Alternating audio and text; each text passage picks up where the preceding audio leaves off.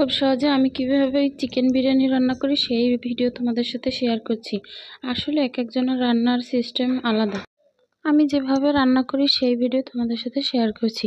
প্রথমে তেল দিয়ে এরপর পেঁয়াজ কুচি দিয়ে দিয়েছি, আদা রসুন বাটা আর দিয়ে দিয়েছি গরম মশলা বাটা, সাথে দিয়ে বাদাম বাটা আর জিরের গুঁড়ো দিয়ে ভালোভাবে মশলাটা কষিয়ে নিলাম। এরপর একটু মরিচের গুঁড়ো দিয়ে দিয়েছি। আর মশলাটা যাতে নিচে পোড়া না লেগে যায় এর জন্য সামান্য একটু পানি দিয়ে লবণ দিয়ে এরপর কষিয়ে নিচ্ছি। এরপর রাঁধুনির যে প্যাকেট মশলা থাকে সেটাও 1 প্যাকেট দিয়ে দিয়েছি। মশলা যত ভালোভাবে কষানো হয় খাবারটা কিন্তু ততই মজা হয়। আর আলু ছাড়া বিরিয়ানি তো আমাদের ঘরে চলেই না, তাই আলু আর মুরগির মাংস দিয়ে ভালোভাবে কষিয়ে নিচ্ছি। আর এই মুরগিটা কিন্তু আমি কষাতেই রান্না করে ফেলেছি, যেহেতু ফার্মের মুরগি রান্না করতেও বেশি সময় লাগে না। এই পর্যায়ে একটু টক দই দিয়ে দিয়েছিলাম।